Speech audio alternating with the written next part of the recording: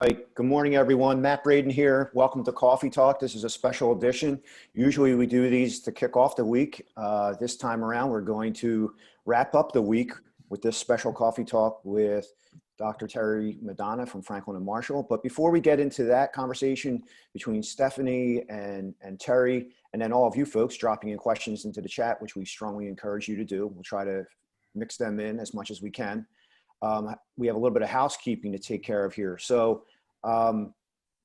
it ties right in with what we're talking about today, and that is Realtor Party, Vote, Act, Invest. Is still time left on the clock to go ahead and register to vote. That deadline is Monday. So if you haven't registered to vote, you can still do that. I dropped into the chat the link to go ahead and do that. So if you haven't registered, hustle. Get that squared away. Do what you got to do to register. You can do that online. Act, the act of voting. Whichever way you go with your politics, it's important to act, and that means going to the polling place and actually casting a ballot or mailing in a ballot. It's 2020. You're able to do that. So it's important to act, and then invest. So here we go. I'm setting this up for my little pitch. Invest in RPAC. We have a special sweepstakes going on right now. 8 2021 dues will be awarded to GPAR members. So we have an incentive there for you guys to invest in RPAC. You could be a lucky winner, one of those 8 winners. Again, in the chat, I put the link in there for you guys to go ahead and invest. We hope you will do that. If you have any questions about the sweepstakes, reach out to Summer from our team.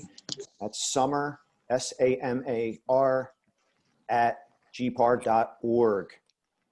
Also, too, I'm going to ask that everybody keep themselves on mute. One of the catchphrases of 2020, please mute yourself, with the exception of Stephanie and Dr. Madonna. And then finally, we're going to tease out next Friday from NAR. We're going to have Dr. Lawrence Yoon joining us on October 23rd, 11 a.m. He's the chief economist for NAR. He's going to go ahead and give us his insights as to what he sees going on right now in the economy and projecting forward and what he's seeing in the future. Great content, great presenter. He's on MSNBC. He's a contributor for Forbes. He's a nationally respected voice. You'll hear him on KYW or quoted on KYW all the time on the news radio. So it's a stellar guest that we'll have with us next week. So I highly encourage you guys to tune in. Should be about a half hour, 45 minutes or so. He joined us a few times before, and it's an awesome presentation. So please tune into that. With that, I'm going to hand it over to Stephanie. Good morning, Stephanie. Good morning. Good morning, Matt. Thank you for that. And good morning, everyone, GPAR members. Just very excited to have Dr. Terry Madonna on today. So this is quite an election. There's a lot to talk about, and talking about polling, pollsters, the some of the questions and how that comes about. But before we do that, let's introduce Dr. Terry Madonna and welcome. Oh, thanks for having me. It's my pleasure.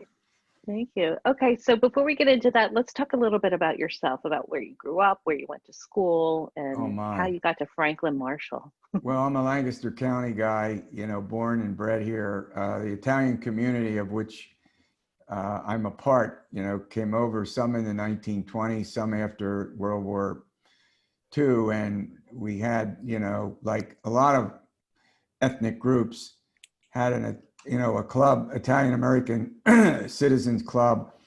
I went to Millersville, then Millersville State College, which is 3 miles away from where I live, or lived at the time, in the city of Lancaster, and graduated from Millersville, went to the University of Delaware for a master's and a PhD, ended up back at Millersville University, where I spent more than 3 decades on the faculty, ended up as chair of the government department, started in 1991-92, what was then called the Keystone Poll, and ran a Center for Politics and Public Affairs, and was chair of the government department. So I had a full life. And then in 2004, I joined F&M, the faculty at F&M, And that was all done, by the way, with a guy that I think most of you know quite well.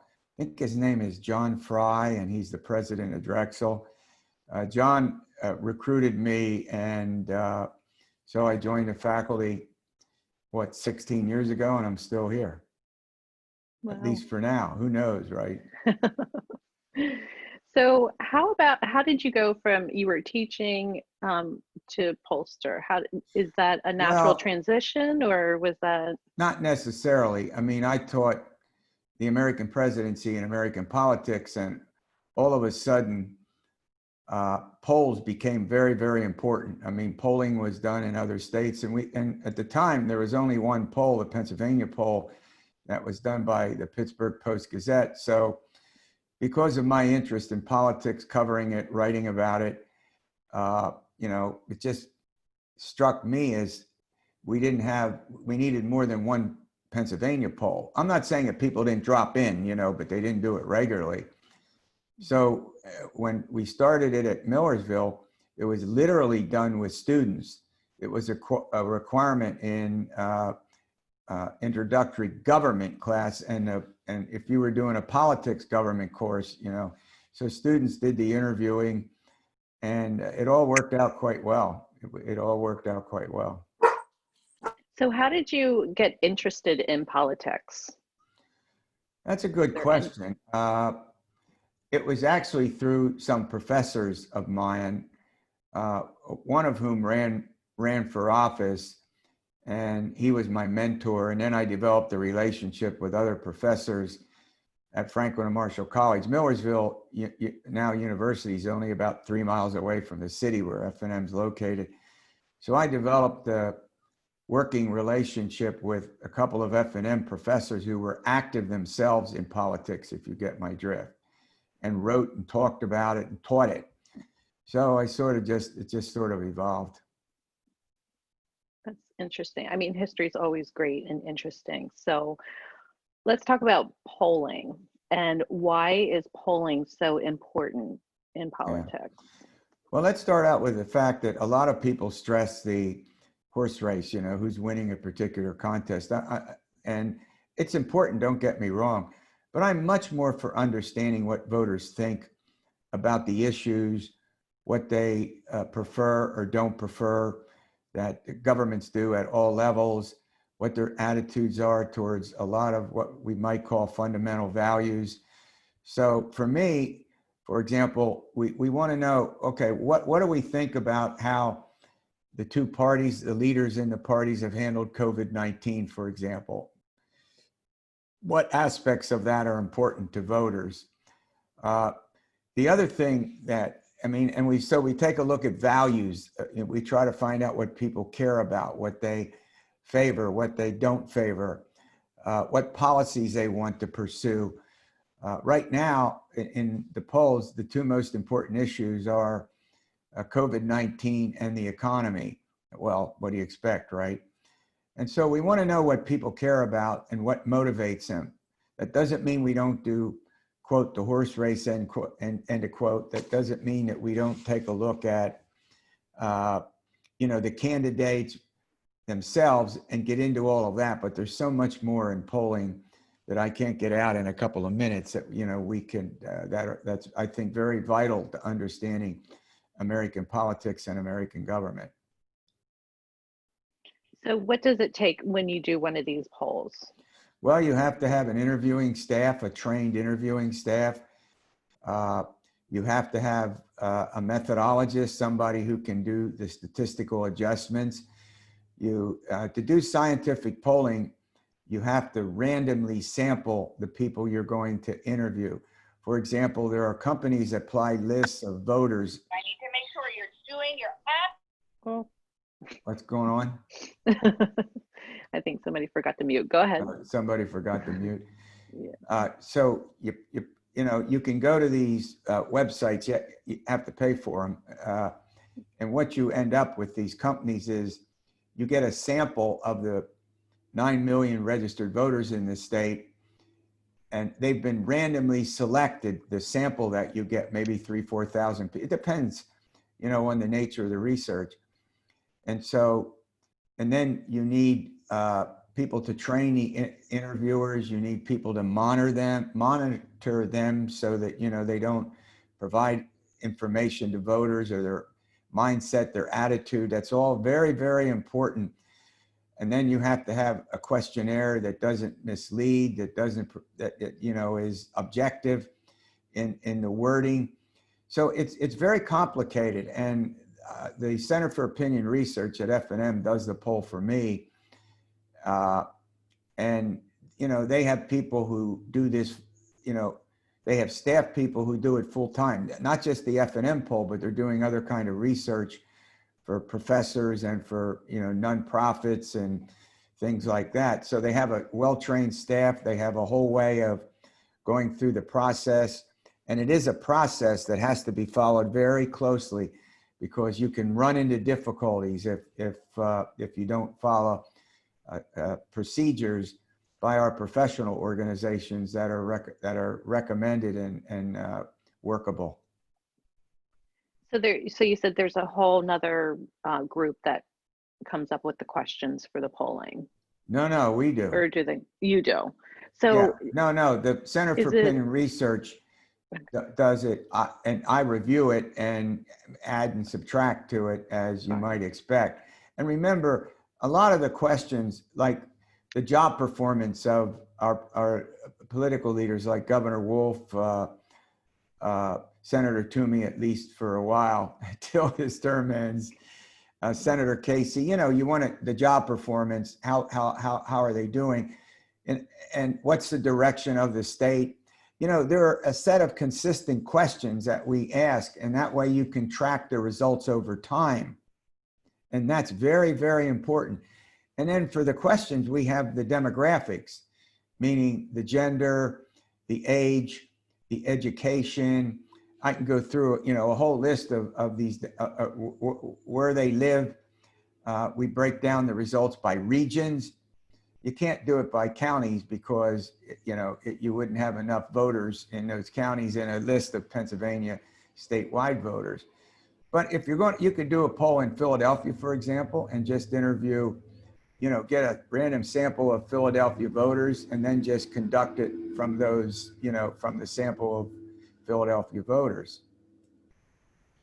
So are these, is it phone calls? Is it email? Yeah, how do they reach out?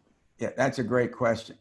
Basically, you can do phone interviews with live, you know, phone interviews with live interviewers. And and everybody does it a little, there's slight modifications of it, but at F&M, the Center for Opinion Research sends a card out to the people who have been randomly selected to be interviewed. And the card says, here's an 800 number. You can call that number between these hours and talk to an interviewer. Number two, our interviewers will call you between these hours. Mm-hmm. And so we're calling cell phones and hard lines, depending on what the voter lists have as the number. The other way to do it, and then we also say, here's a link, you can take the poll online. And more pollsters are doing the polling online, meaning no interviewers. The people who have been randomly selected get a link, and they can click on the link and take the poll. And there's no live interviewers. And we do, by the way, at F&M, it's a combination of things. You know, they can take it online, they can call a number, or we can call them. So we try to make that as complete as we can. So when you do these polls, I know people get to a certain point where they're just like, I'm done. I don't want to hear anything more about these elections. Do you get any responses, you know, like, no, I don't want to do this, or no responses? I mean, oh, sure. I mean, there are some people that don't want to be interviewed, but what's interesting about it is that the introduction to the people when they're on the phone, you know, it announces that it's the Franklin and Marshall College poll, you know, and then that relieves the people of we're not trying to sell you something. I don't know about you, but I don't answer my hard line unless I recognize the number, right? Who's gonna, because you know, and right now you're only getting commercials. Right. And Yeah, and exactly. somebody trying to tell me that I need to do something with my car insurance or something about the electricity in my house, in my home.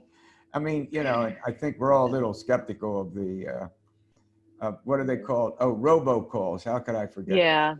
Yeah, yeah. Okay, so I saw that the latest poll was done in September 2020. Did you want to talk a little bit about that? Some of the questions or Well, I mean, you know, we're going to obviously do another poll at the end, you know, at the end of Mhm, this month, like we always do. And you got to be careful mhm. in this environment about the change Yeah. that takes place. But obviously, we were interested in what issues voters care about. We did, as you might expect, did the horse race. In other words, the matchup between Vice President Biden and President Trump, direction of the state. And there are a whole bunch of questions related to certain issues. One of the things that we did that I thought was really important was to get into some questions about mail-in ballots. And as you know, we could end up with 3 million people by voting by mail. 1.5 million Pennsylvanians voted by mail in the June 2nd primary, and we expect that to double. And you know that, and so who's, you know, by party, more Democrats are going to vote by mail by far than Republicans. Many more Republicans are going to vote in person. You follow me? Even Mhm. though the voters of the state overall support mail-in ballots, there's big difference by party, with Democrats far more likely to support mail-in voting than Republicans. And remember, for the longest time, this isn't a criticism, it's just an observation. President Trump said fraud, fraud, fraud, and you know he was telling his voters to vote in person. And then there's the controversy over aspects of mail-in voting. You know what I mean? You know, these so-called naked envelopes. You gotta smile, and that I don't know where that term came from. And you know, now they have longer time to count the mail-ins than just having them completed by the end of the evening on November 3rd. So, you know, there's all sorts of issues that may confound the voters a bit, if you get my drift. But it doesn't look like that's stopping people from voting by mail. It could be that Trump's COVID-19, the fact that he got it, and every day there's a report about somebody else, you know, somebody else around Trump. And then we had Senator Harris, of course, the vice presidential candidate of the Democrats, Biden's running mate, had a couple of staff members who come down with it. You know, that may cause people to say, uh-oh, I better vote by mail. I don't want to go into the polling places. So that's just an example of the kinds of questions that we ask. So here's a loaded question. How has COVID-19 impacted this election? It's been huge. Yeah. Remember what President Trump was arguing last year and just before COVID-19 broke out in end of February. He was saying we've had the best economy in the history of our country. I'll let the economic historians debate whether it was the best economy, but there's no doubt that the economy was on the move in terms of the number of people who were unemployed down, the number of people who were employed up, gross domestic product strong. And then we had COVID-19. So what happens when we get COVID-19 is that damages President Trump. There is no doubt about it. That is his most serious problem. On the national polls, for example, his performance on that positive is only 42% positive. 42% positive. Back months ago, it was 50% positive. So that's how it has slipped. And on the approval, there's big variation between Democrats and Republicans. I don't think I have to get into the detail about which voters support, you know, give the president a positive job performance on coronavirus, and which voters don't, So the economy has certainly emerged as an important issue as well. And of all the indicators that pollsters ask about who can best handle this issue, Trump, Biden, whether it's honesty or character or foreign policy, we can go through everything. Biden leads Trump. You know which one issue he doesn't lead Trump? The economy. President Trump's job performance nationally is 50.5% positive on his handling of the economy.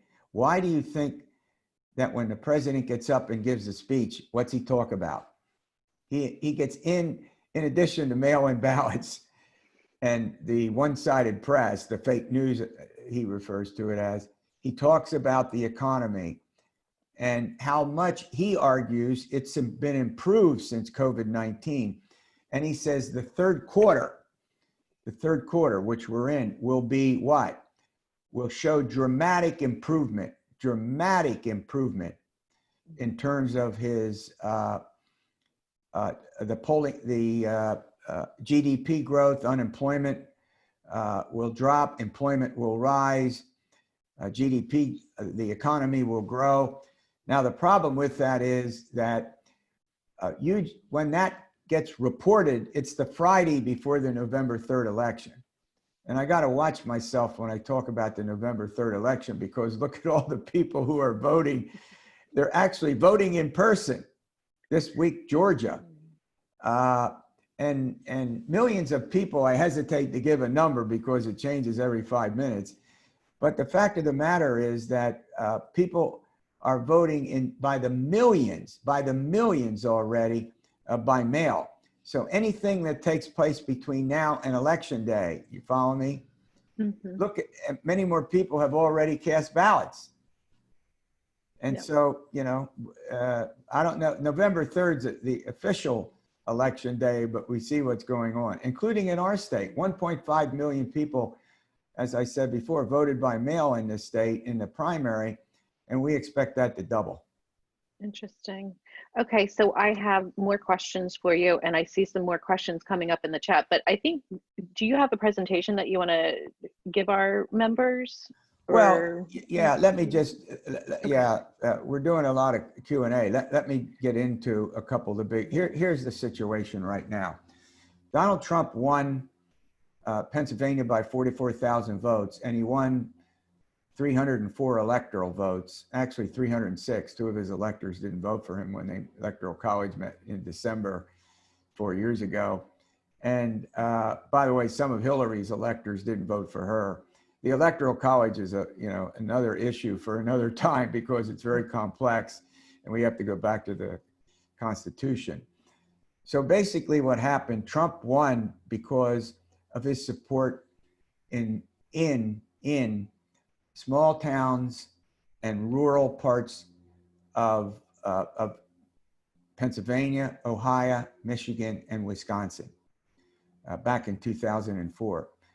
These are white working class voters, many of whose ancestors worked in the mines and the mills in coal and iron and steel. And what President Trump did, and candidate Trump, was to say that the Democrats had walked away from the working class. I'm here, we're going to bring back steel, we're going to bring back coal. I'm a big supporter of natural gas, the fracking. And he said, we're going to get rid of the bad trade deals, NAFTA and the Trans-Pacific Partnership. And so if we go to Pennsylvania and we take a look, and this is pretty important. If we take a look at out in the Southwest where fracking is big and where we had coal and you get it, and steel in Beaver County, Washington, Westmoreland, Greene, Cambria, and Fayette counties, every one of them 4 years ago had a Democratic voter registration edge over the Republicans. And Donald Trump just didn't win those counties by 5 points or 10 points or 15 points. He won them by 19, 20 points. Two of them he won by 30 points. I'm going to let that sink in. 30 percentage points. Unbelievable. And Hillary paid no attention to the working class. Now, as we move forward, here's what's going on. Right, and Donald Trump won the presidency because he carried Pennsylvania, Michigan, Wisconsin, Florida, Arizona, and North Carolina. Are you impressed that I could name all those without any notes? That's good. At any rate, I'm just joking, obviously. I saw you Trying look to- down. I'm trying to keep a sense of humor, which is not easy. Donald Trump won all 6 of those states. We call them battleground states. Guess what? He's losing all of them right now. And it's hard for me to believe that if he loses, let's say, Pennsylvania and Michigan, or Pennsylvania and Florida, probably if he loses 2 of the big ones, Florida, Michigan, Wisconsin, I'm talking about the electoral vote that they have in Florida, it's hard for me to believe he can get to 270 electoral votes. And Biden leads in all of them. Biden's lead nationally is, pretty decent. It's 9.4 percentage points. He leads in Pennsylvania. If you have no life like I do, and you get up in the morning and the first thing you have to do is go to Real Clear Politics, or Larry Sabato's Crystal Ball, or Nate Silver's 538 blog to find out what the hell is going on, to find out what the polling numbers are, what the models are, what the analysts are saying. So right now, Pennsylvania, by Nate Silver's folks, has been declared the tipping point. What's that mean? If you win the state of Pennsylvania, you're more likely than not to win to become president of the United States and get to 270 electoral votes. So think about this for a minute. Of the 6 states, Pennsylvania has 20 electoral votes and Florida has 29. They're the top 2. By the way, Pennsylvania is 5th in the country for the largest number of electoral votes at 20. And so think about Florida with 29, Pennsylvania with 20, and what that means in 49 electoral votes in 2 states. And by the way, these states that I mentioned, these battleground states that Trump is now losing, it's not decisive in every single one of them. For example, in North Carolina, Biden's lead's only 2.7 percentage point. In Arizona, it's 4. In Florida, it's 1.7. You get my point here. They're not runaways. They're not runaways. Yeah. And so as we look forward, then the real question becomes, can President Trump do something in those 6 states? Can he prevent the hemorrhaging of of support? And by the way, here's something else that's quite remarkable. When we look at Trump's job performance, which as I speak to you right now is 44% positive, no incumbent president has won re-election without a positive job performance of 48, 50% positive. I'm not suggesting, by the way,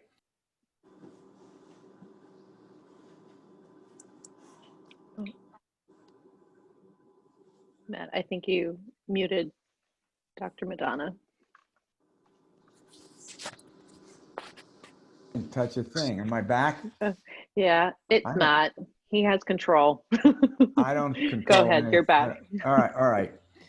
So the bigger point I'm trying to make here is that we can think of Pennsylvania. Let's talk about our state for a minute in a couple of different ways. Let's start with this. Trump's support, rural and small towns. You got it? White working class voters, high school educations or less. Conservative on social questions. Conservative. Abortion, gay rights, you got it? Gay marriage, transgender issues. Don't touch what? My gun. Strong supporters of the Second Amendment. And oh, by the way, you better be careful about legislating on the industries, on carbon, why? Fracking, and the significance of natural gas to the economy of the state and to the economy of the region. We got this guy named Tom Wolf. Everybody knows him, right? The governor of the state. Guess what he's for? Fracking, because of its significance to the economy. Yeah. You know that guy, Joe Biden? He went to Allegheny County a couple of weeks ago, and he said, I'm for fracking. I'm for fracking. You got it? And why? Because the working class voters that Trump won by are, not all of them to be sure, but those who live in those areas up in the Northeast in Lackawanna and Luzerne counties in the wake of anthracite coal in those regions, and out in the Southwest in particular. So you can't dismiss the importance of that. And by the way, one of the reasons that Biden has a 6.4 percentage point lead in our state is that Trump isn't doing as well with the white working class voters out in the Southwest, which, as I pointed out earlier, he won handily. He's not doing as well. And that could be because of it's COVID-19 and the economy, which obviously hasn't recovered to the extent that everybody would like to see it do. All right, so let's talk about Philly. Philadelphia is heavily Democratic. The only issue there is the turnout, not who's going to win and that the percentage will be substantial, the turnout. And what do we know about Philadelphia Democratic voters? They tend to be culturally liberal, right? On gay rights, on abortion. And what else?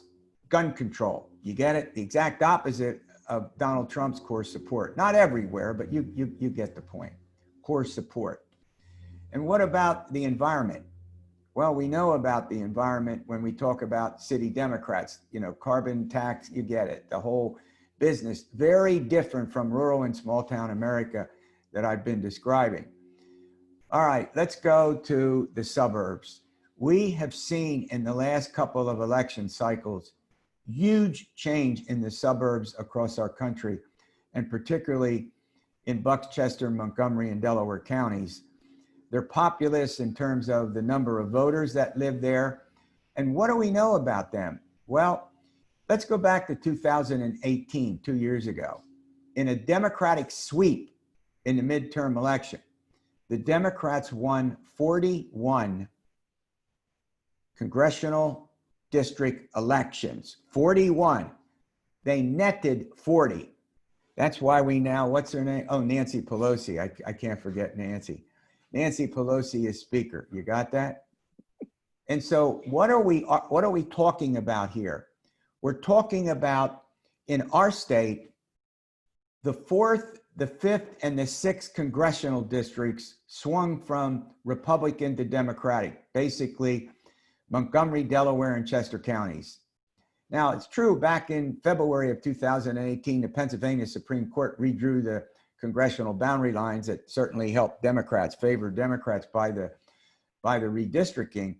But make no mistake about it, the transition in the suburbs, which 2 decades ago and throughout much of American history were wholly owned subsidiaries of the Republican Party.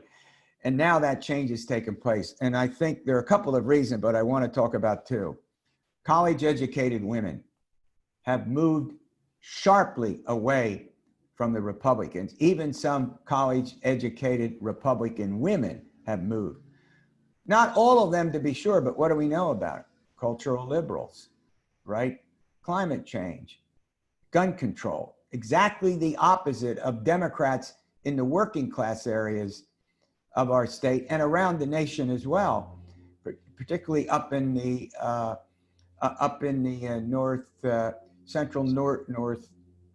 northern part of our north central part of our country, in Minnesota and Wisconsin and Michigan. So as we talk about this right now, there are 2 groups that have made a difference in the burbs. Number 1, college-educated women. Number 2, millennials. And these are the 23 to 38-year-olds. And believe this or not, climate change is a huge issue for millennials. It is one of the top issues that they cite over and over again when we ask them, the direction, the goals, the policies they would want to see the nation and the state pursue. So that's very, very important. How about this little fact? let's go back to 2016. Millennials, 80 million of them. They're going to own the country soon, 80 million of them. Politics and the economy, I would guess, gave a larger share of their vote to Hillary Clinton than any other age cohort. Baby boomers, Gen X, I'll point to me, older, the silent generation. And so we are a badly divided country right now, hugely divided. It's tough to find things that Democrats and Republicans agree on. Governor Wolf and Lieutenant Governor Fetterman are back on legalizing marijuana, right? Recreational marijuana. Big difference. Yes, a majority of Pennsylvanians in the polls that we've done, I think 58% support legalizing pot. But big differences between Democrats and Republicans on it.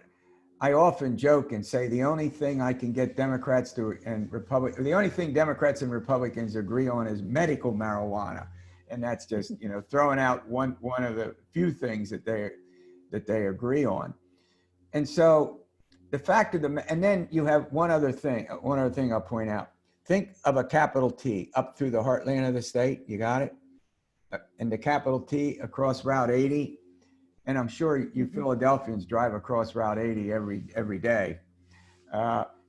Joking, New York border, and the New York border. Mm-hmm. Well, that's the heartland, and that's Republican and conservative. And that's traditionally been Republican, if you get my drift. Mm-hmm. So we have the mining and Milltown areas that went for Trump, the heartland that went for Trump with two big exceptions, Dauphin County, which is now Democratic, and that's the city of Harrisburg. But again, the suburbs around Harrisburg have made a big difference in transitioning the county from Republican to Democratic. And the other place is, you all know Penn State, and you all know Center County with that different spelling, not C-E-N-T-E-R, right, but C-E-N-T-R-E. Well, they're Democratic. But here's what happened in 2016 that I never thought I'd see. Luzerne County, Pennsylvania, in the old anthracite coal region, a lot of working class voters. I never thought I would see a Republican presidential candidate win Luzerne. The other county, Erie, that county up along that lake up in the northwestern part of our state. I was born there. Oh, you know were? It well. Oh yeah, of course you do. Well, it went for Trump, and as well as Northampton did, another county. Mm-hmm. That county's up in the northeast, north central. So you get the point that I'm trying to make here, and I want to add one other point, and then we'll go to other questions. It's 9:40. I'm talking ad nauseum, I guess. No, we love it. So here's another point. I almost fell off my chair a month ago or so when a Gallup poll came out and asked the job approval of the president. You ready for this one? 90% of Republicans gave the president a positive job performance. 2% of Democrats. Now, most polls, Democrats 5, 6, 7, you get it. Republicans 85 to 90. Those differences between Democrats and Republicans, it's uncharted territory.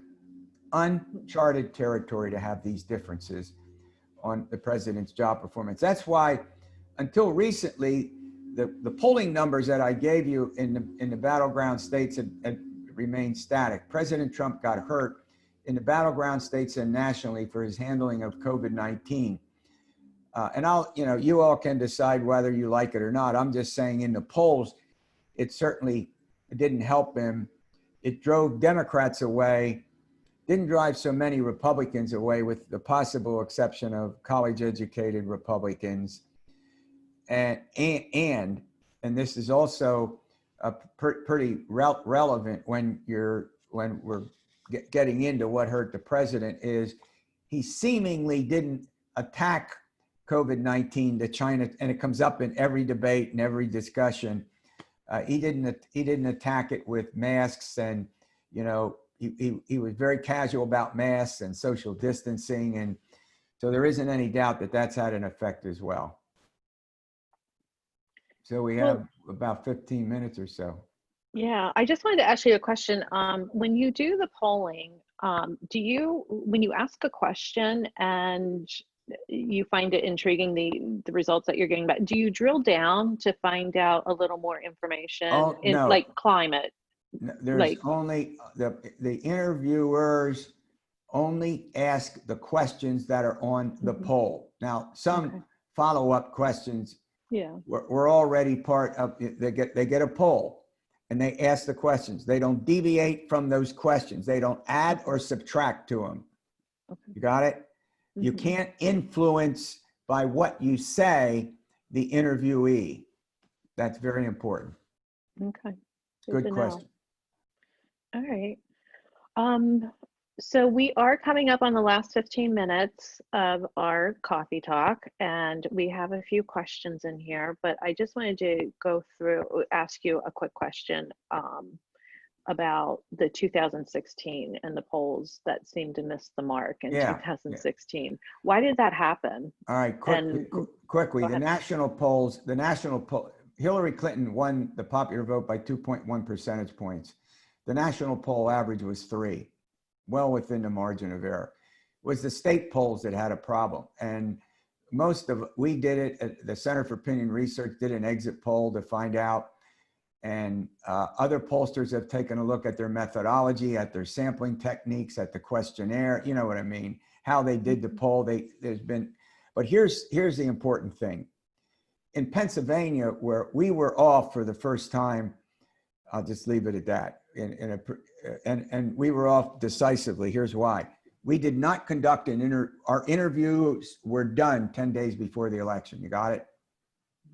We weren't polling in the 10 days before the election. So what do we know?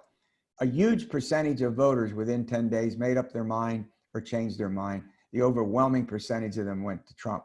So if you're not interviewing, you can't pick it up, obviously. Right. The second point is, remember that guy named James Comey, FBI director? You know what he did the Thursday or Friday before the election? He reopened the investigation into Hillary Clinton's emails. I'm not getting into the dossier. I'm not getting into how she used the official email of the United States government. So there were some pretty big changes that took place in the last 10 days. And by the way, in 2018, in our poll, we were right back on having Governor Wolf and Senator Casey win their re-elections in 2018. And then there were voters who simply wouldn't tell pollsters that they were going to vote for Trump. There was what now they're called, I love this, the shy voter. The shy voter, you get it. So that was a factor as well. Okay, so looking ahead at other Pennsylvania races, now that Pat Toomey recently announced that he's not going to be running. Wide open. Now, you remember, Governor Wolf is term limited, and Toomey's not running for the United States Senate. I'm not going to get into why he's not running. Let's just look ahead. We don't have a lot of time left. So here's the point that I would make. They're pretty wide open. I don't think there's any doubt. A guy you folks down in the Southeast know quite well, Josh Shapiro, who's running for re-election as Attorney General.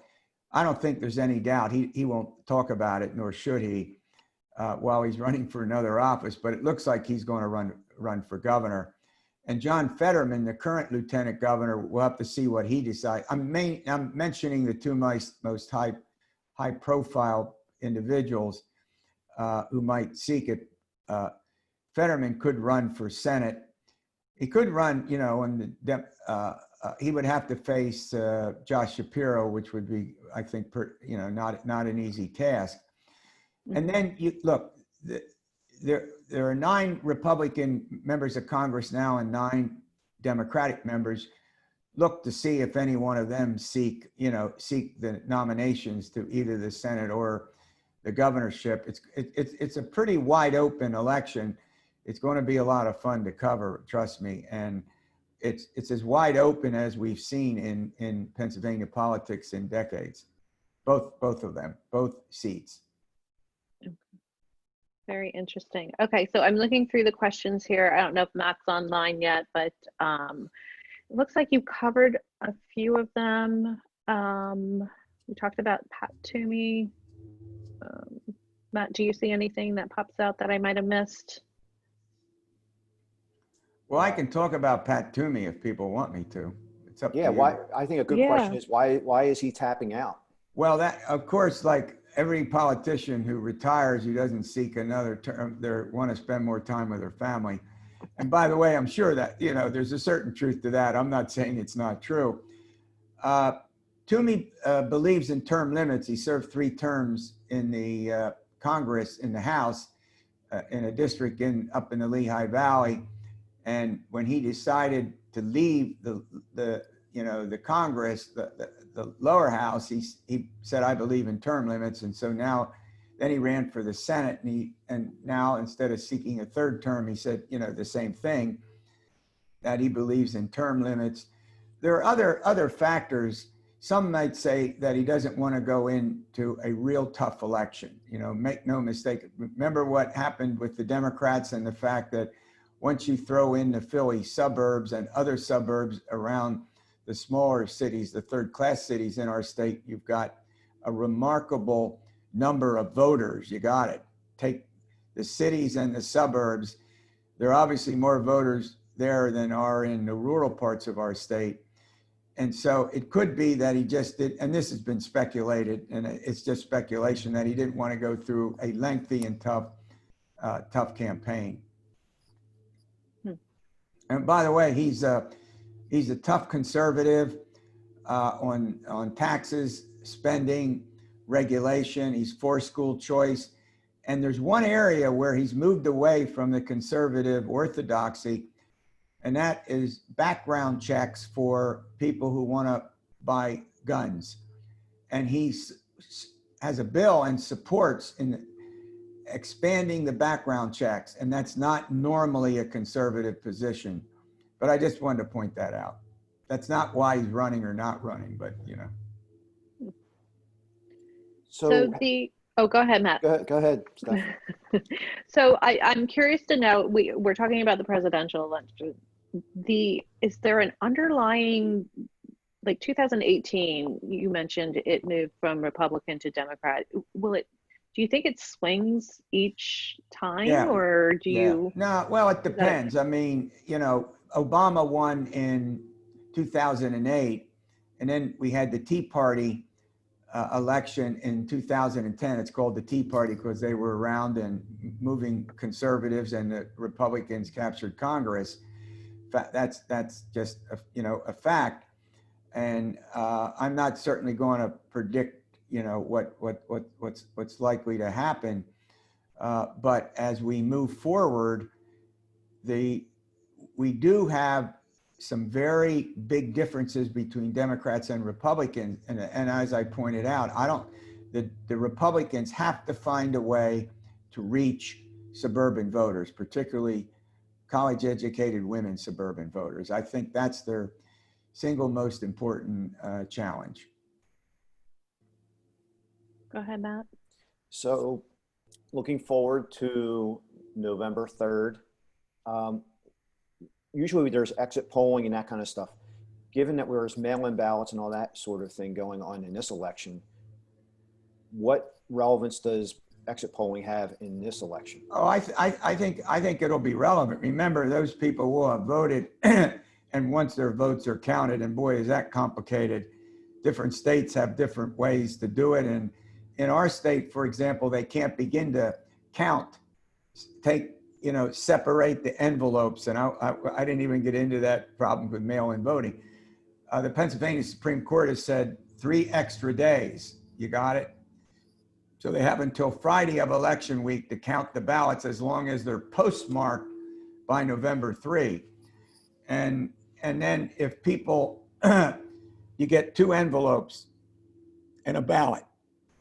The inner envelope is where the ballot goes. The outer envelope has the address of the election office in your county, where you drop it in the mail, or you put it in in one of those secure ballot drops, the drop-offs, and we're just going to have to wait and see how that all works out. But here's the point: if you take your ballot and you don't put it in the inner envelope, and you just add the ballot to the outer envelope, and that's called the naked ballot because it's not in the inner ballot, guess what? It doesn't count. It does not count.